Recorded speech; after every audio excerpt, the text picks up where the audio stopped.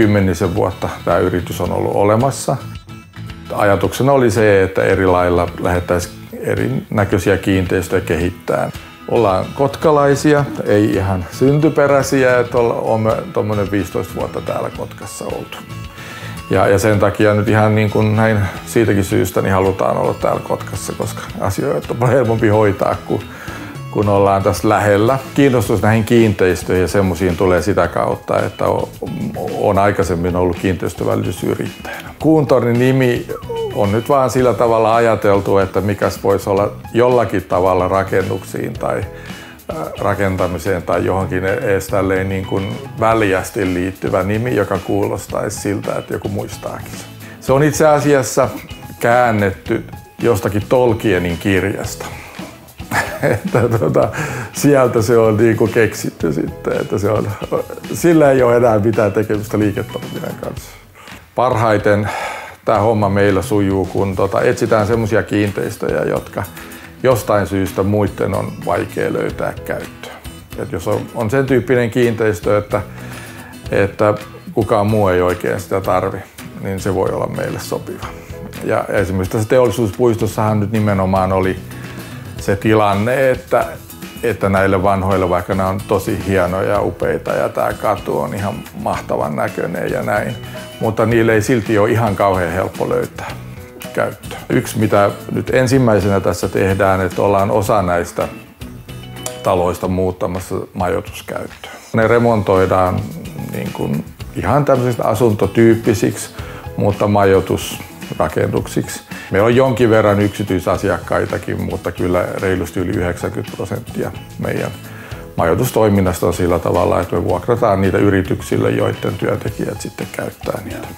Kotkassahan on tällä hetkellä semmoinen tilanne, että toimistotila sinänsä on aika hyvin niin kuin tarjolla ja on tyhjää toimistotilaa, mutta aika vähän on semmoisia pieniä toimistotiloja. Että jos joku haluaa vuokrata 1 tai 2 toimistohuonetta tai tämän tyyppisiä tiloja, niin niitä on huonosti tarjolla. Ja se on yksi sellainen konsepti, mitä me tässä tehdään. Tässä Maximofin kiinteistössä, niin tässä on tehty tämmöinen niin sanottu kevyt remontti. Meillä on tuossa ylhäällä on noita toimistohuoneita ja ne on kaikki nyt tällä hetkellä vuokrattu. Ja sitten tässä alakerrassa on sillä tavalla, että tähän tulee tämmöinen neuvottelutila, jota voidaan sitten ulkopuolisillekin vuokrata. Ja sitten tässä on näitä meidän omia tiloja, toimistotilaa ja tämmöistä. Ja sitten lisäksi meillä on nyt sitten tämä, mikä on tässä logokin, Anfix-huolto, joka korjaa sitten kännyköitä ja tietokoneita.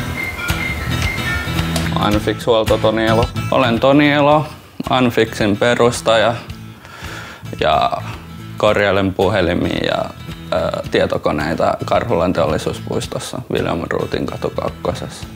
iPhone, Samsungin puhelimet, iPadit ja Macit ja PCt. Oikeastaan kaikkia puhelimia korjaan. Musta tuli yrittäjä toukokuussa. Mulla ei ollut mitään tekemistä, niin mä aloin perustaa yrityksen. Olen ollut ennen tietoliikenneasentajana. Sitten mä en vaan enää jaksanut tehdä sitä, kun se ei ollut mun lempityö. Tietokoneita, joilla mä korjaan muiden tietokoneita. Kuumapuhallin, jolla mä irrottelen mikrosiruja puhelimesta ja näyttöjä ja tarkkaa hommaa. Pitää kädet olla tosi vakaat. Nopeata työtä on tehnyt, hyvää työtä on tehnyt ja näköjään tulee asiakas. Yes. Moi. Moro. Ja hei soitteli. Joo. Töitä riittää täällä.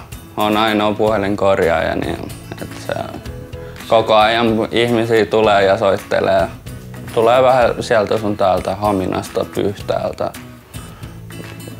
Aika kaukaakin täältä Kotkan seudun niin lähialueet ja Kouvolastakin jotkut on tullut. Täällä on halpa vuokra nuorelle yrittäjälle, aloittavalle. Hieno paikka, hiljasta, ei kuulu autoja ääniin, pystyy rauhassa tekemään tarkkaa työtä.